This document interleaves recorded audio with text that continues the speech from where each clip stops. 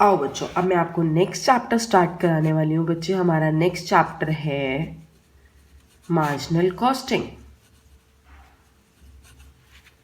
बेटा, ये चैप्टर पूरा का पूरा फॉर्मूला बेस्ड चैप्टर है, मतलब full of formulas, full of concept. पर एक्चुअल में चैप्टर बच्चे बहुत ही इंटरेस्टिंग चैप्टर है। अब फॉर्मूलेज हैं इसमें, तो मैं फॉर्मूलेज से ही स्टार्ट करती हूँ बच्चे। अब इसमें बहुत सारे प्रैक्टिकल क्वेश्चंस हैं डिफरेंट डिफरेंट फॉर्मूलेज से रिलेटेड। उसमें बच्चे हमारा फर्स्ट टॉपिक आता है, दैट इज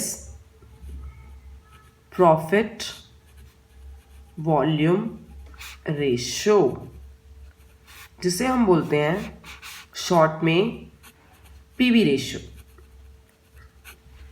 पीवी रेशियो बच्चे, पीवी रेशियो होती क्या है? पीवी रेशियो होती है, it is a ratio between contribution and sales of a company.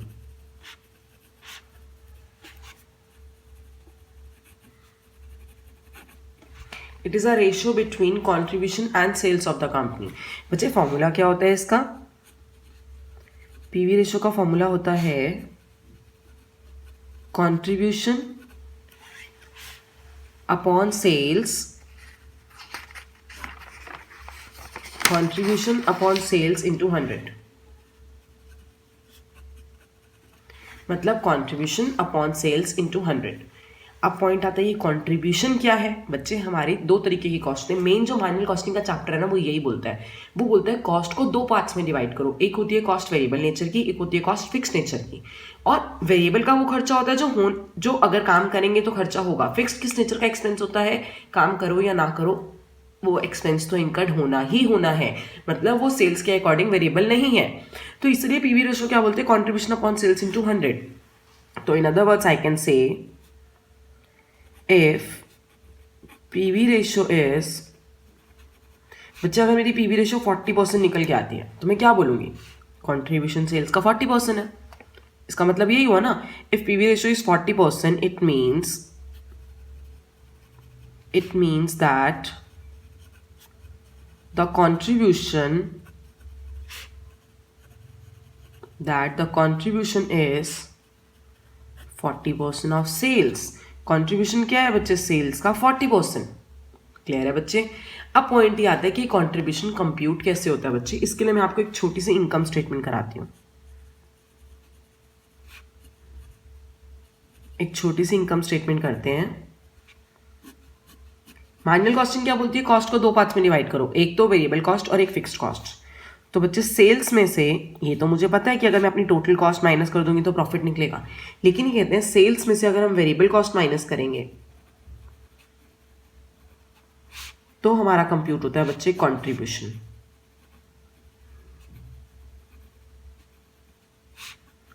और कंट्रीब्यूशन में से अगर हम फिक्स्ड कॉस्ट माइनस करेंगे तो क्या होना चाहिए? दोनों कॉस्ट माइनस हो जाएंगी तो क्या कैलकुलेट होगा? तो कैलकुलेट होगा प्रॉफिट। तो कैलकुलेट होगा हमारा प्रॉफिट। अब बताओ बच्चे मुझे एक चीज, कंट्रीब्यूशन जब कंप्यूट करना होगा तो क्या फॉर्मूला बना? भाई, कंट्रीब्यूशन कंप्यूट करने का फॉर्मूला बना, जो भी सेल्स दी होगी उसमें से वेरिएबल कॉस्ट माइनस कर देंगे।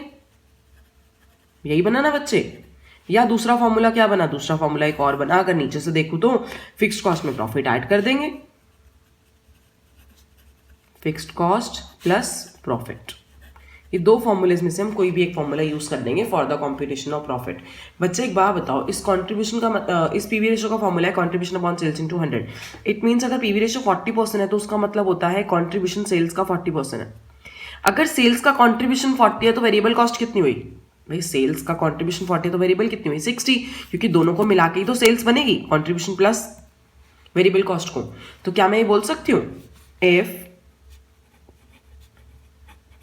PV ratio is 60%, if PV ratio is 40%, it means that the contribution is, sorry, I'm so sorry बच्चे, it means the variable cost is variable cost is 60% of sales. अगर 100 में से 40 कॉन्ट्री है तो 60 variable cost हो गई। क्लियर है बच्चे, इसमें तो कोई दिक्कत नहीं होगी। अब आगे देखते हैं। आगे देखो, अब मैंने आपको ना एक एग्जाम्पल कराती हूँ बच्चे, ये एग्जाम्पल से आपको ज़्यादा अच्छे से क्लियर हो जाएगा। एग्जाम्पल लिखो,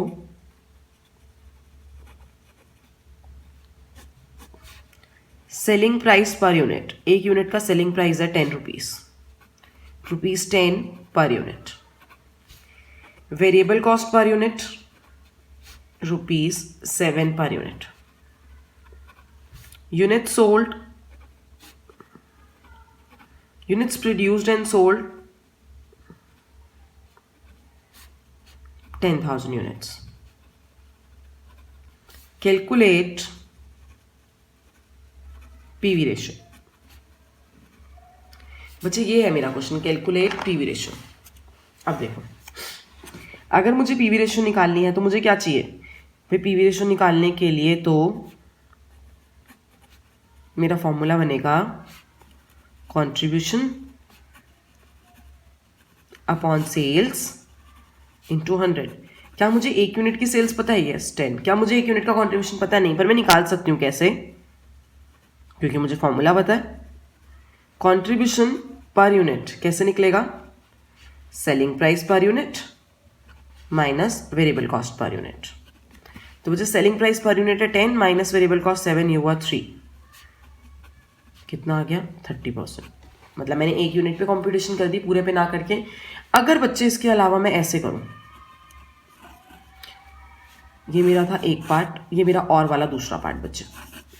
अगर मैं ऐसे करूं, मैं देखूं सेल्स, एक यूनिट का सेलिंग प्राइस कितना है? 10 रुपीज। तो 10,000 का कितना होगा? 10,000 इंटू 10, 1 लाख। वेरिएबल कॉस्ट, एक यूनिट की है 7, तो 10,000 यूनिट्स की कितनी होगी? 70,000। कंट्रीब्यूशन कितना आया बताओ मुझे?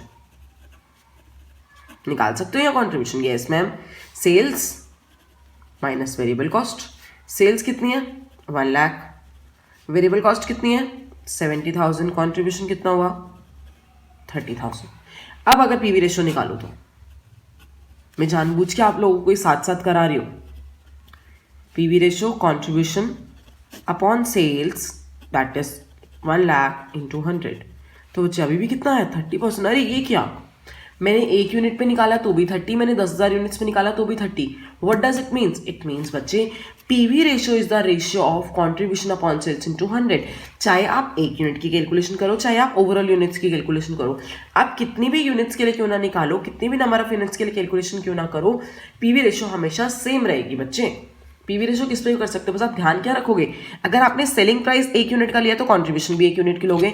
अगर आपने सेलिंग प्राइस 10,000 यूनिट्स का लिया या ओवरऑल लिया तो आप कंट्रीब्यूशन भी ओवरऑल लोगे या फिर 10,000 यूनिट्स का लोगे। बस आपको मेन पॉइंट्स ये ध्यान रखना है। तो अभी तक मैंने आपको 3 पॉइंट्स नोट कराए, हर जगह अपने अपने एग्जाम्पल के साथ। एक था कि ये किस चीज़ की रेशियो है? कंट्रीब्यूशन और सेल्स की। सेकंड, पीवी अगर 40 होता है तो उसका मीनिंग होता है कंट्रीब्यूशन 40% ऑफ सेल्स है। थर्ड, पीवी 40 है तो बच्चे इसका मीनिंग होता है वेरिएबल कॉस्ट 60 है। अब बच्चे एक और पॉइंट लिखो जो अभी मैंने आपको एग्जाम्पल लिखवाया इसके लिए। If PV ratio is 40%, it will remain 40%। अगर बच्चे 40% है तो हमेशा यही रहेगी, इसके ऊपर किस चीज का फर्क नहीं पड़ेगा। It will remain 40% even if calculated for any number of units। Any number of units, कितनी भी यूनिट्स के लिए कैलकुलेट करो उससे कोई फर्क नहीं पड़ेगा। मैं इसको एक चीज और बोल सकती हूँ, इन other words PV ratio is independent of production. Independent of production, कितनी भी प्रोडक्शन करो कोई फर्क नहीं पड़ेगा, इंडिपेंडेंट है उससे। बताओ बच्चे पीवी रेशियो का कंसेप्ट समझ आया? तो क्या मैं इसके क्वेश्चन स्टार्ट कराऊं? बहुत ही सिंपल क्वेश्चन। देखो तुम्हारे नोट्स में क्वेश्चन नंबर 1 का ए पार्ट अपने नोट्स में बच्चे साथ के साथ देखना। Selling price per unit, variable cost per unit, PV ratio निकालनी है बच्चे। पीवी रेशो निकालने के लिए सबसे पहले क्या निकालोगे, कंट्रीब्यूशन पर यूनिट। वैसे मैं तो बच्चे हमेशा ये बोलती हूँ पहले ये मत निकालो, आप पहले लिखो formula, PV ratio equals to contribution, आप यहाँ चाहो तो पर यूनिट भी लिख सकते हो कि contribution per unit upon selling price per unit into 100। Selling price per unit मेरे पास है कितना, 18, कंट्रीब्यूशन पर यूनिट मेरे पास नहीं है तो कोई बात नहीं, कंट्रीब्यूशन पर यूनिट निकाल लेते हैं बेटा। कितना, selling price per unit minus variable cost per unit. Selling price पर यूनिट कितना है बच्चा, सेलिंग प्राइस पर यूनिट है 18, वेरिएबल कॉस्ट है 12, तो कितना आ गया बच्चे, ₹6, तो 6 अपॉन 18 इंटू 100, तो दैट विल भी कितना आ रहा है बच्चे मेरा, ये 33.33%। बताओ क्लियर है, इसमें कोई दिक्कत तो नहीं है। आगे बढ़ो बी पार्ट के साथ, बी पार्ट देखते हैं बच्चे। बी पार्ट बोल रहा है टोटल सेल ऑफ 1000 यूनिट्स 60,000, मतलब मुझे सेल्स रुपीज में गिवन है टोटल की कितनी, 60,000। वेरिएबल कॉस्ट एक यूनिट की है, तो बच्चे मुझे एक बात बताओ, वेरिएबल कॉस्ट किसकी निकालूंगी, क्या एक यूनिट की वेरिएबल कॉस्ट चल सकती है, मैं सेल्स में से माइनस कर सकती हूँ, नो मैम। अभी आपने बताया हम चाहें तो एक यूनिट पे निकालें, हम चाहें तो टोटल पे निकालें, बट हमारा मेन पॉइंट क्या होगा कि या तो पूरा टोटल पे करो या फिर पूरा एक यूनिट पे करो। तो बच्चे अगर मैं क्वेश्चन करूँ तो वेरिएबल कॉस्ट कितनी आ जाएगी, 1000 यूनिट्स इंटू 45 पर यूनिट के हिसाब से 45,000। कंट्रीब्यूशन कितना है, कंट्रीब्यूशन आया 60,000 माइनस 45,000 इक्वल्स टू 15,000। ठीक है बच्चे, तो 15,000 तो कंट्रीब्यूशन हमारा आ ही चुका है। अब मुझे क्या निकालना है, मुझे निकालना है पीवी रेशो। पीवी रेशो का फॉर्मूला क्या होता है, पीवी रेशो का फॉर्मूला होता है contribution upon sales into 100। Contribution कितना है बच्चे, कंट्रीब्यूशन है हमारा 15,000 अपॉन सेल्स है हमारी 60,000 इंटू 100, तो बच्चे ये मेरा हुआ 25%। बताओ क्लियर है बी पार्ट। नेक्स्ट देखो सी पार्ट देखते हैं। Total sales 5 lakh, fixed cost 1 lakh. C part पे आ जाओ। सी पार्ट में बच्चे हमें क्या दिया गिवन है, हमें गिवन है सेल्स तो गिवन है बच्चे, fixed cost, capital invested, Dzire profit, मतलब कंट्रीब्यूशन कैसे निकालना पड़ेगा, पहले तो फॉर्मूला लिख देती हूँ। मुझे निकालनी है PV ratio, that will be contribution upon sales into 100। Contribution कितना है बच्चे, कंट्रीब्यूशन मैम हमें नहीं पता, सेल्स कितनी है बच्चे, सेल्स हमें पता है that is 5 lakh rupees into 100। अगर मैं कंट्रीब्यूशन कंप्यूट कर लूँ, कंट्रीब्यूशन कंप्यूट हो सकता है कैसे, वेरिएबल कॉस्ट तो क्वेश्चन में दी ही नहीं है, लेकिन क्वेश्चन में मुझे फिक्स्ड कॉस्ट दिख रही है, तो क्यों ना मैं फिक्स्ड कॉस्ट वाला फॉर्मूला लगा लूँ। क्या फॉर्मूला होता है, fixed cost plus profit. Fixed cost कितनी दिख रही है बच्चे, फिक्स्ड कॉस्ट मुझे दिख रही है 1 लाख रुपीज। प्रॉफिट कितना है, वो बोल रहे हैं कैपिटल इन्वेस्ट की है बिजनेस में 7,50,000 और डिजायर प्रॉफिट है 20% ऑफ कैपिटल एम्प्लॉयड, मतलब 7,50,000 का 20%, 7,50,000 का 20% हुआ 1,50,000 plus 1 lakh, that will B 2,50,000। Clear है प्रॉफिट और सॉरी कंट्रीब्यूशन। तो बच्चे बताना मेरा पीवी रेशियो कितना आ गया, यहाँ से पीवी रेशियो आ गई 50%। अगर इस क्वेश्चन में आप लोगों से एक चीज और पूछते हैं, calculate the amount of variable cost, क्या आप बता सकते हो, यस मैम। मेरे पास सेल्स है 5 लाख, कंट्रीब्यूशन है 250, इन दोनों का डिफरेंस क्या होता है, इन दोनों का डिफरेंस वेरिएबल कॉस्ट ही तो होती है। बताओ पीवी रेशियो का यहाँ तक का कंसेप्ट क्लियर है। अब बच्चे पीवी रेशियो में एक छोटा सा कंसेप्ट रह गया, बस पीवी रेशियो का कंसेप्ट फिनिश। बच्चे पीवी रेशियो को कंप्यूट करने का एक फॉर्मूला और होता है, वो कौन सा फॉर्मूला होता है,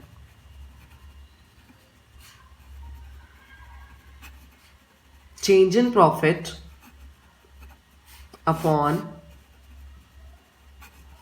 चेंज इन सेल्स इंटू 100। कि अगर कभी हमारे पास कंट्रीब्यूशन और सेल्स कंप्लीट इन्फॉर्मेशन नहीं है, पर मेरे पास 2 पीरियड की 3 पीरियड की कुछ ऐसी इन्फॉर्मेशन है, तो हम उनके चेंज से भी पीवी रेशियो निकाल सकते हैं। देखना जरा डीप पार्ट में अपने फर्स्ट ईयर सेकेंड ईयर दोनों सालों के आपको सेल्स दिए 80,000 और 90,000। दोनों सालों की प्रॉफिट है 10,000 और 14,000। बच्चे प्रॉफिट्स में कितना चेंज है 4,000, सेल्स में कितना चेंज है 10,000 इंटू 100। तो बहुत ईजी है। तो चेंज इन प्रॉफिट है कितना कितना 10,000 और 14,000, दोनों का डिफरेंस 4,000, सेल्स का डिफरेंस निकाल लिया 10,000। तो बच्चे यहाँ से कितना रेशियो आ गई 40%। तो बहुत ही सिंपल था ये। बच्चे आपका एक और फॉर्मूला है पीवी रेशियो कंप्यूट करने का। मैं एक काम करती हूँ, इससे पहले जब मैंने आपको ये करवाया था ना, यहीं पे और करके लिखवा देती हूँ बच्चे, कि नोटिंग आपके साथ में एक ही जगह बनी रहे। Change in profit upon change in sales into 100। बताओ बच्चे ये क्लियर है? कोई दिक्कत तो नहीं है इसमें? आ जाओ अब आगे बढ़ते हैं। क्वेश्चन नंबर फर्स्ट तो हमारा कंप्लीट हो गया। क्वेश्चन नंबर सेकंड देखते हैं।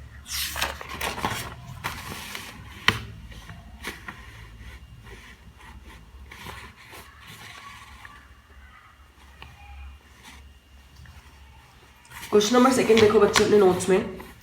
PV ratio of the firm is 40%।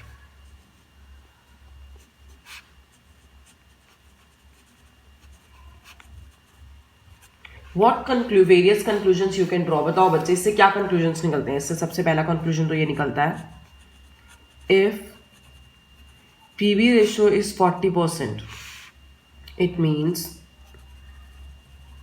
that the contribution is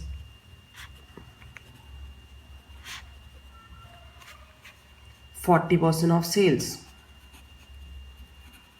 यही निकलेगा ना बच्चे। कंट्रीब्यूशन क्या है सेल्स का 40%। नेक्स्ट कंक्लूजन क्या निकलेगा? वेरिएबल कॉस्ट के लिए बता देते हैं।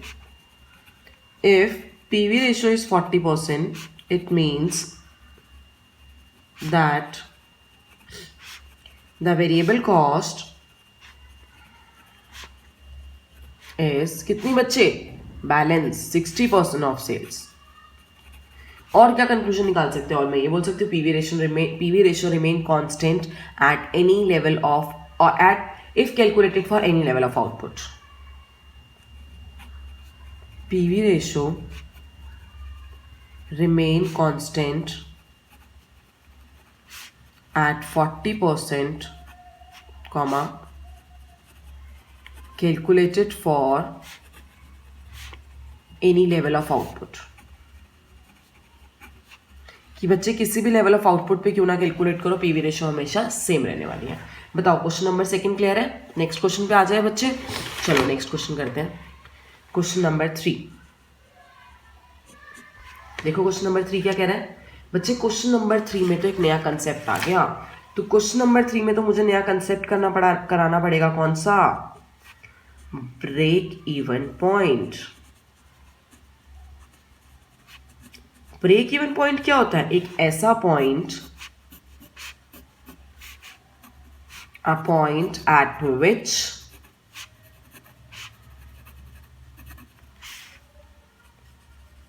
there is no profit and no loss। ना तो कोई प्रॉफिट है ना ही कोई लॉस है। In other words,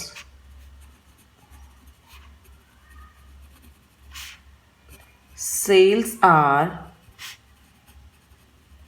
equals to the total cost. Sales और टोटल कॉस्ट आपस में इक्वल है। तो वही तो सिचुएशन होती है बच्चे। उस सिचुएशन में ना ही कोई प्रॉफिट होता है ना ही कोई लॉस होता है। अब बताओ बच्चे मुझे, ब्रेक इवन पॉइंट जब निकालते हैं ना बच्चे, अगर मैं इसका फॉर्मूला बताऊं तुम्हें, तो इसकी कंप्यूटेशन बच्चे दो तरीके से होती है। एक तो यूनिट्स में, कि कितनी यूनिट्स को सोल्ड करेंगे जो हमारा प्रॉफिट, जो जिस सिचुएशन पे हम आएंगे कितनी यूनिट्स को सोल्ड करेंगे, ना तो हमें कोई प्रॉफिट होगा ना ही हमें कोई लॉस होगा। उसका फॉर्मूला होता है बच्चे फिक्स्ड कॉस्ट अपॉन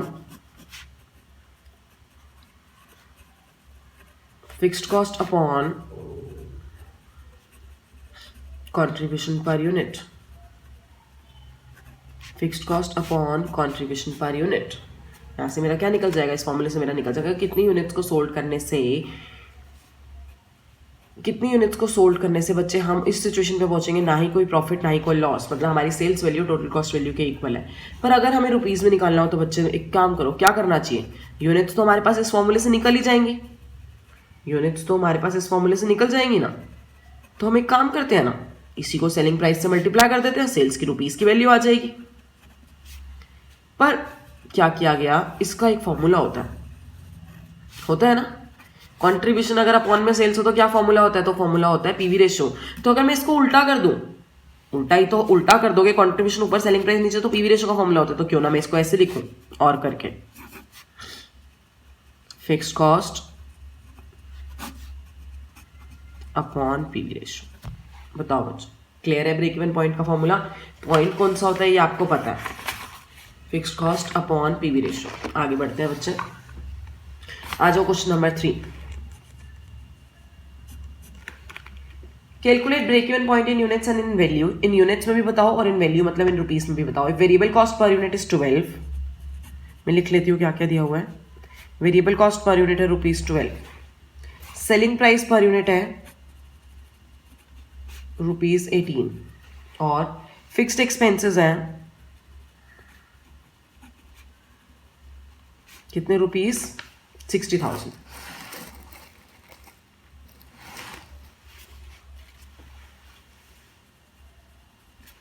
करें बच्चे? क्या मैं यहां से कंट्रीब्यूशन पर यूनिट निकाल सकती हूँ? Yes.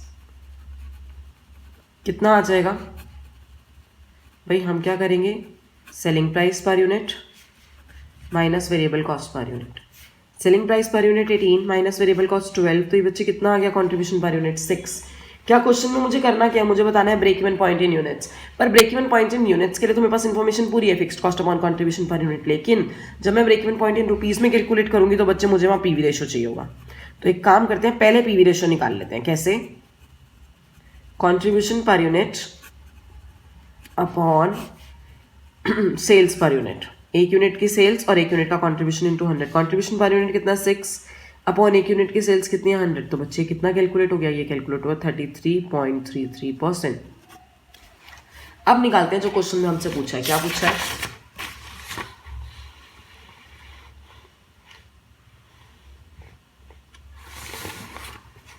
Break even point. Break even point in units. बच्चे ब्रेक इवन पॉइंट्स अगर यूनिट्स में कैलकुलेट करना है तो क्या फॉर्मूला होता है? फिक्स्ड एक्सपेंसेस या फिक्स्ड कॉस्ट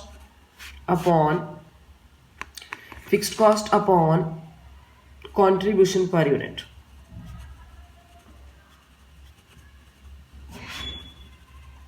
फिक्स्ड कॉस्ट कितनी है? 60,000। कंट्रीब्यूशन पर यूनिट कितना है? 6। तो बच्चे कितना आ गया? ये आ गया 10,000 यूनिट्स। कि अगर हम 10,000 यूनिट्स को सोल्व करेंगे तो ना तो हम प्रॉफिट की सिचुएशन में होंगे, ना ही हम लॉस की सिचुएशन में होंगे। अगर इसी चीज को मैं इन रुपीज में कंप्यूट करूं तो क्या फॉर्मूला है?